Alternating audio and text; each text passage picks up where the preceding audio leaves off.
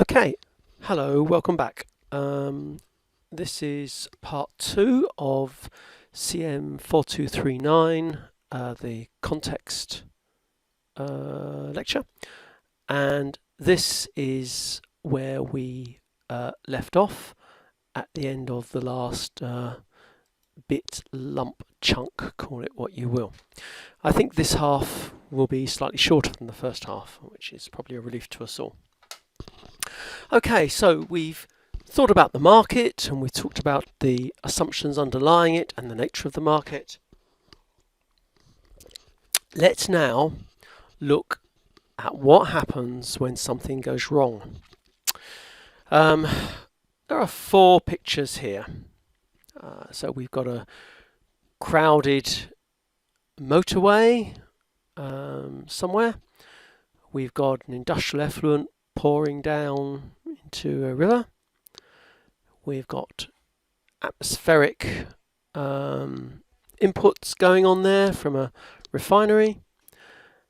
And this is the saddest one, I think. A little boy on a boat in a river, except that the river is all fouled up. So, all of these are examples of pollution. And all examples of pollution are economically referred to as externalities. Now, an externality is one of the outcomes, or it's one type of market failure. Market failure occurs when one of those key assumptions that underline the free market are either breached or not true. So typical examples would include monopolies, false or misleading or incomplete information, externalities we're about to talk about now, and there are a few others.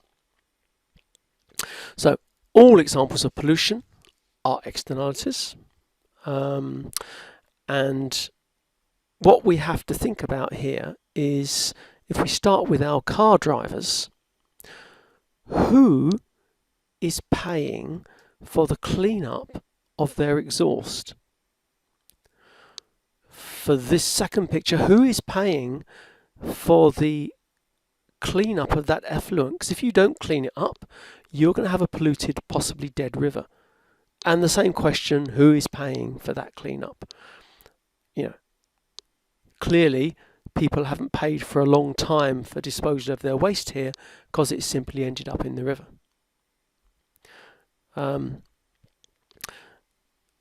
Unfortunately, the way it's being viewed is it's a free service.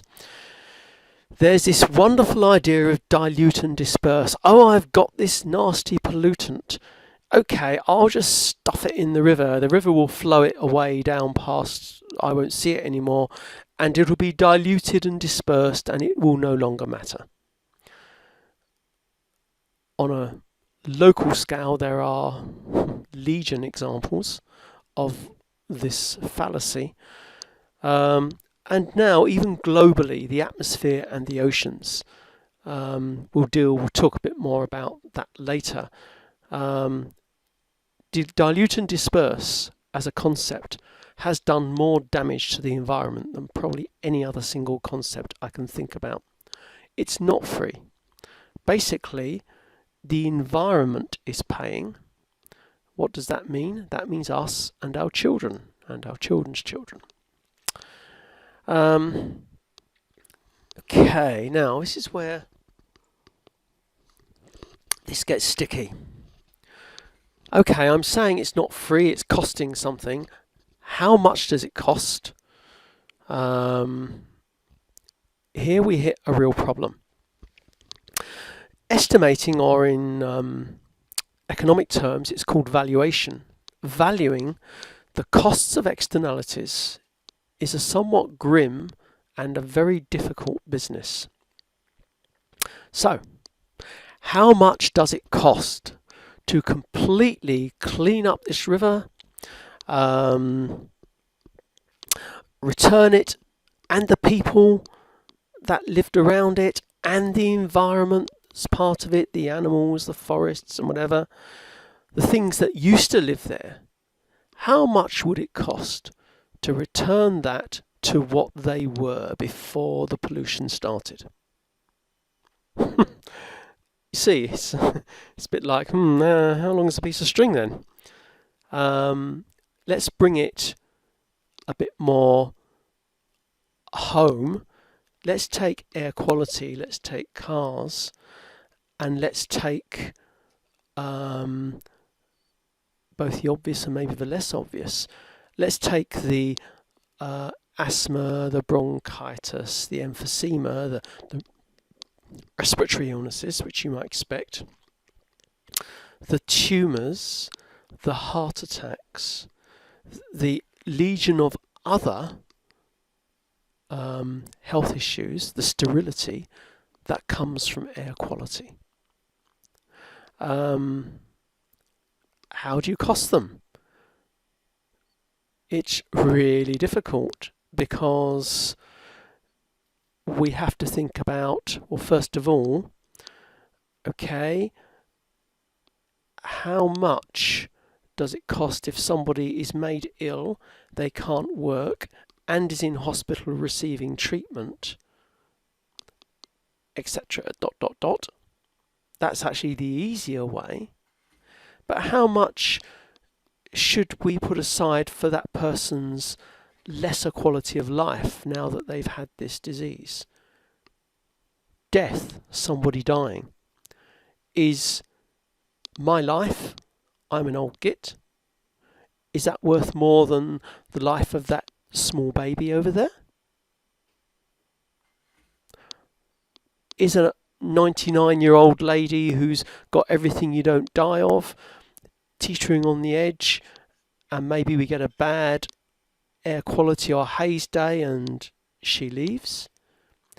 Is that life the same, worth the same amount of money as a baby or or you or me?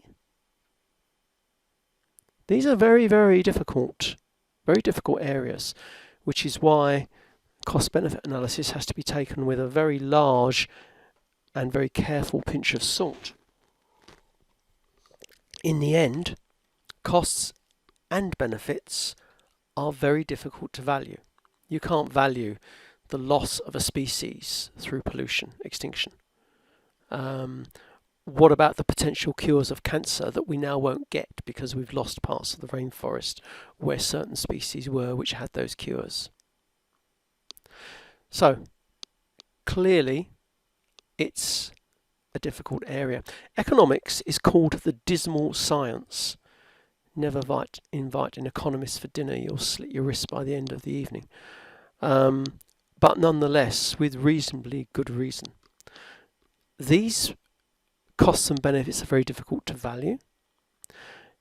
Even worse, to do anything about them when the costs and the benefits fall differently on different parties, we'll talk about that in a moment, then doing something about it becomes extremely challenging. In fact, we're going to go into an example of that in a moment.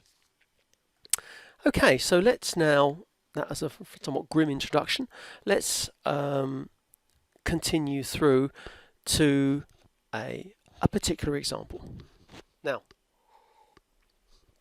recycling paper, it's got to be good, excellent, it's an environmental thing. And you'll remember the supply and demand curve, which you saw a few slides ago. Trouble is, recycling paper produces very, very harmful effluents, liquid and gas. I'm more worried about liquid effluents at the moment. And also, recycling paper uses huge amounts of water, which means most paper recyclers sit on the side of a river. And you know what I'm going to say?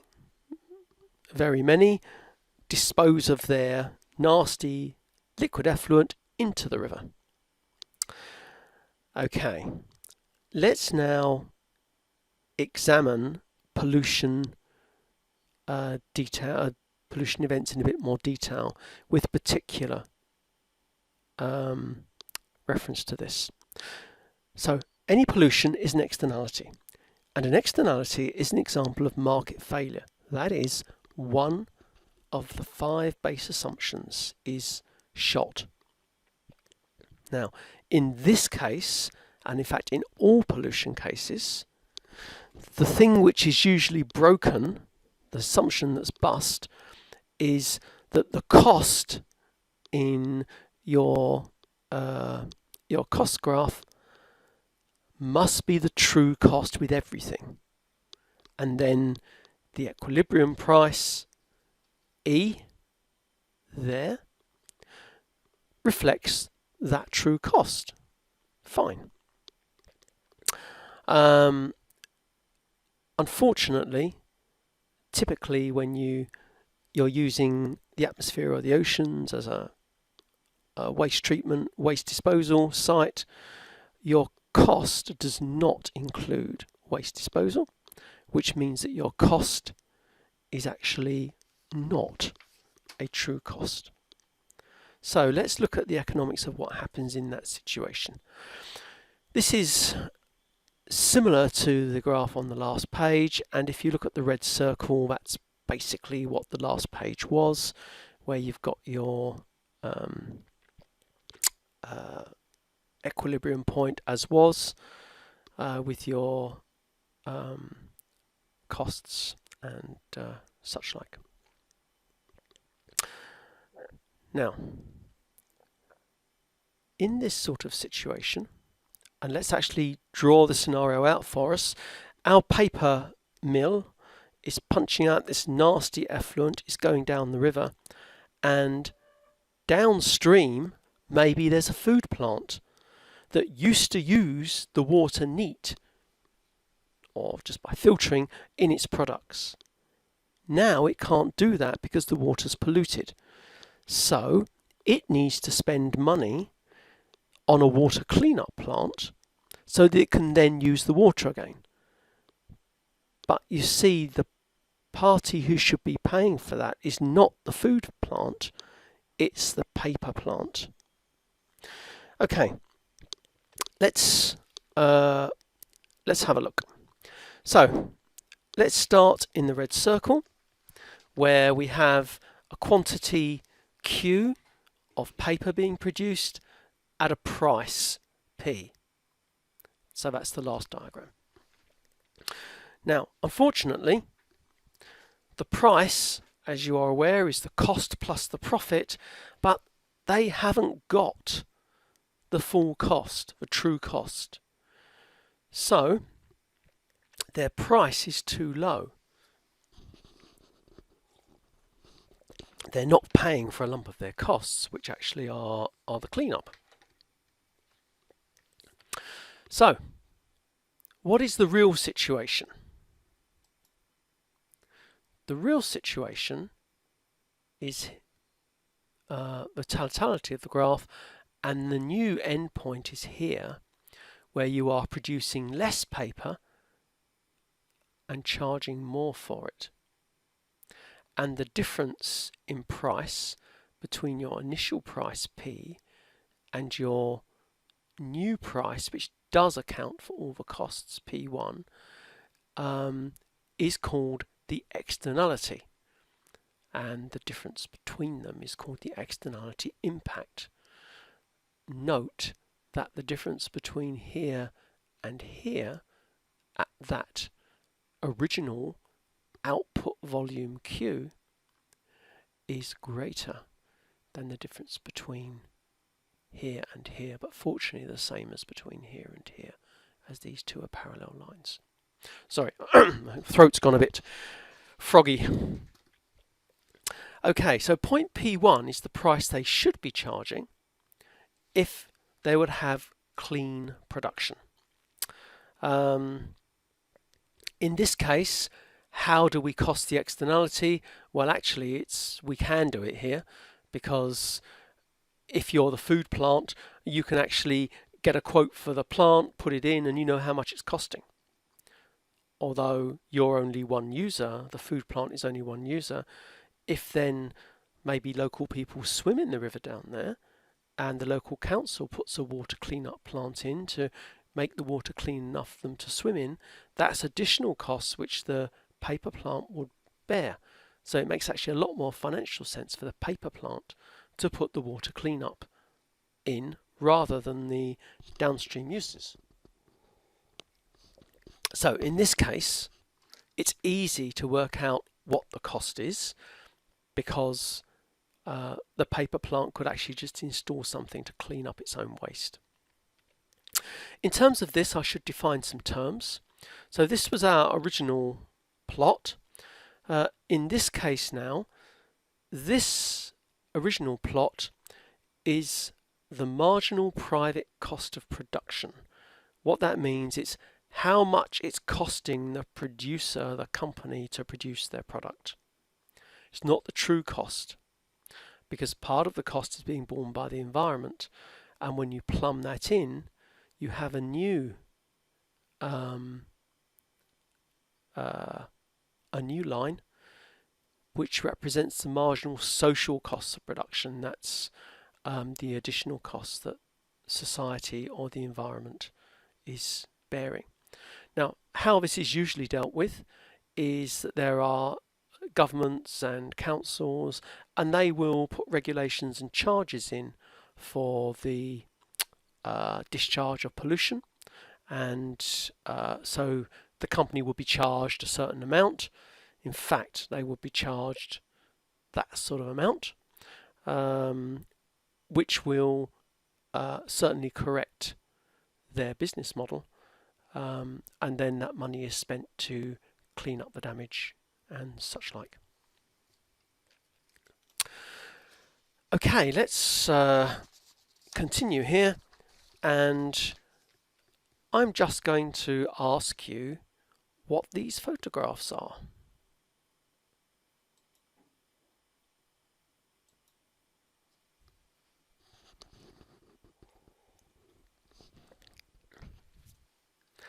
Okay, absolutely no problem if you don't immediately recognise it.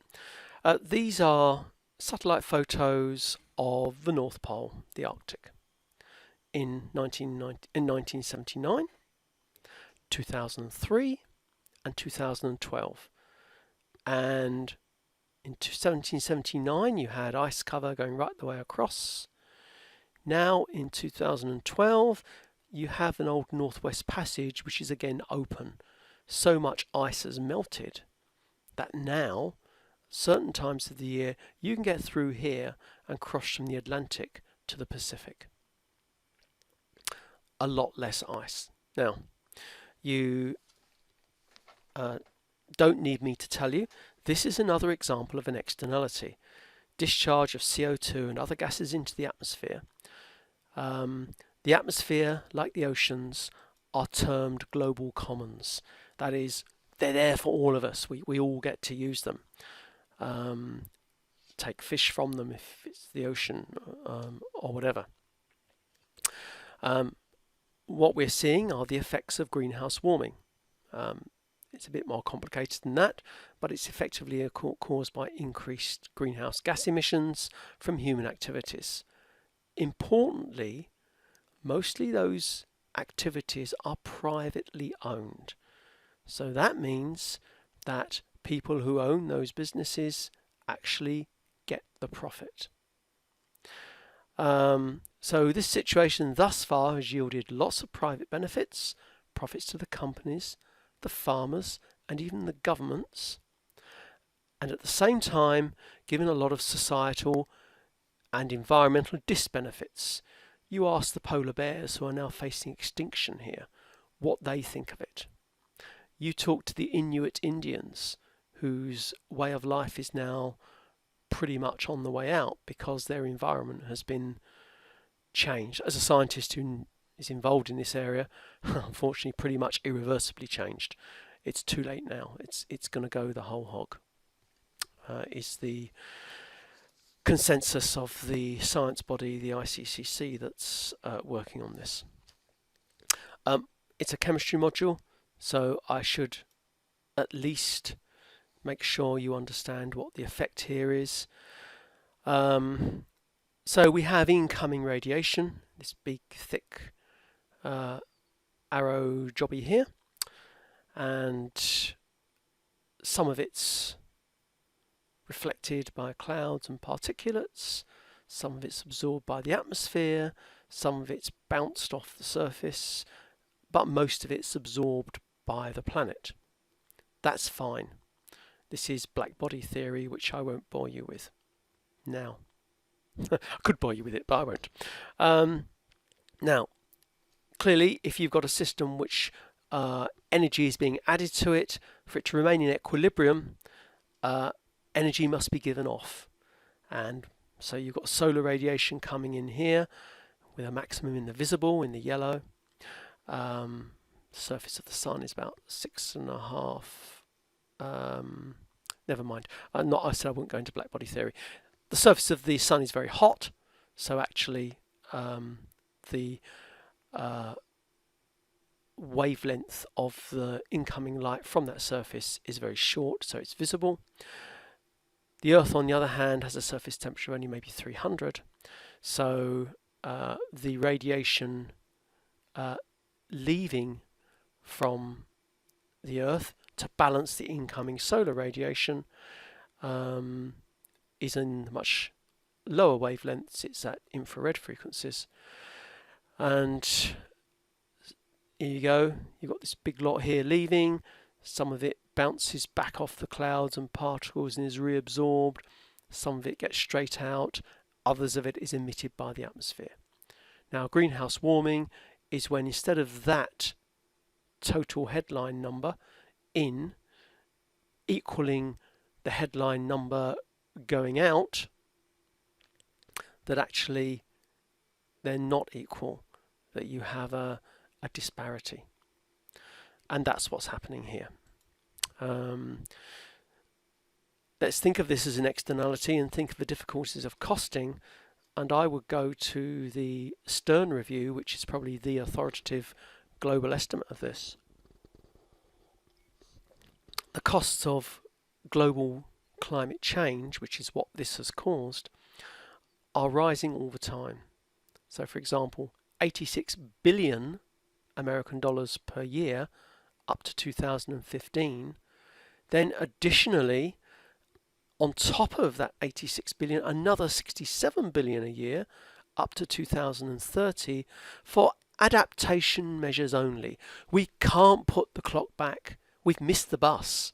It's changing, and not in this module. We could have a very useful and interesting conversation about the nature and the dynamics of that change. So we've missed that bus. We can't stop it, but we can adapt to it, and those costs are just adaptation. You may ask yourselves, well, okay, now we know this, clearly things are going to change. I wish it were so, but it's a situation where the costs of climate change fall in one area and on one group of people, and the benefits fall on another group of people. This is a situation called Mind the Gap, which is actually the title of a very good book on this subject. When costs and benefits don't fall on the same people, so that I do something and I make a profit out of it, but the disbenefits and the problems don't fall on me, they fall on someone else, then it becomes very, very difficult to actually correct this sort of stuff. And an example might be the global carbon trading system, which is effectively, I won't say fallen apart, but certainly is not doing what it was envisaged, because people have decided, because not everybody is involved in this effort to stop global change, then they shouldn't pay if somebody else isn't paying. There is a point I would suggest to you, this is nothing to do with this module, that fairness becomes small-minded, that action is what's required. But on the other hand, I'm quite naive on these things. Okay, so we have an example of an externality, this time not just a river, but a global situation, global warming. Okay, which brings us closer toward the end of the lecture now. where we look at an extension of that. Garrett Harding was a professor of biology, and he produced a mind-changing paper in 1968. And we'll use the idea of cows on a village green. Now, some of you may not be familiar with a village green. I've said the oceans and the atmospheres are global commons. Well, in the English countryside, people live in villages, and there is very often a village green or village land which is owned by the village, not individuals. Typically it's 2 or 3 acres of green field, and that's where the crickets play, that's where people graze their animals. It's a multi-use area. So let's imagine that we've got 4 people in the village, and if you live in the village you have the right to graze your animals on there. And they each have 3 cows each, so you've got 12 cows on this village green of limited size, and it's fine. You grow your cows, they get nice and fat, and then you take them to market and you sell them, and then you get milk, blah blah blah blah blah.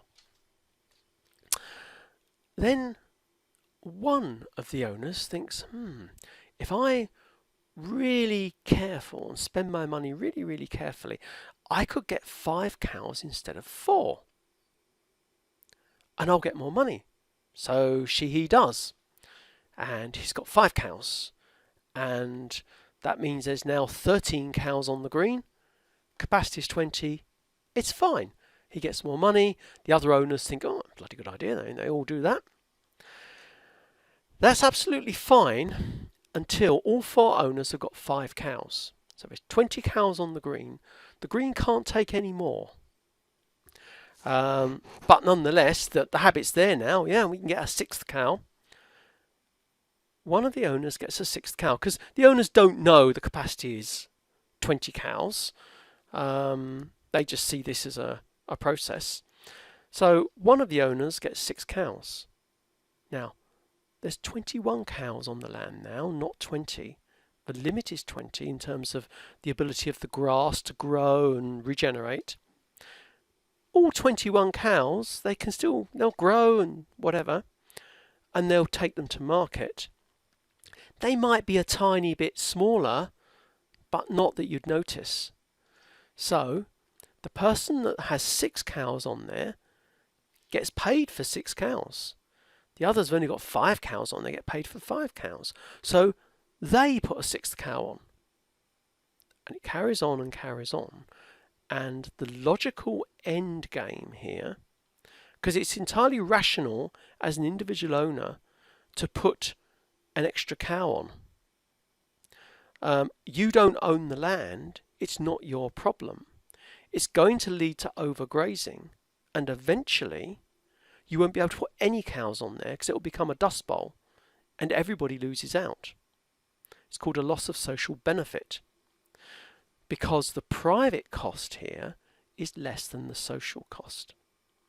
So effectively it's rational and logical for the individual to put more cows on, despite the fact it's going to bankrupt the resource. And that's the same actually for fishing in the sea, it's the same in the atmosphere, any planetary or local commons. Depressing, I know, but the economics is fairly clear that not only do you get this externality impact, but the externality will continue until the resource is bankrupt. The outcome, this bankrupting of the resource, is not a market issue, it's a social issue. So the solution is not a market solution, because the market doesn't do non-market things. It's going to have to be an environmental or social solution, which is taxes or charges for emissions or the number of cows, so that it brings the separation of costs and benefits rather than falling on different people. So in the cows example, the benefits are falling on the cow owner with more cows, and the costs are falling on the whole village who are going to lose their village green.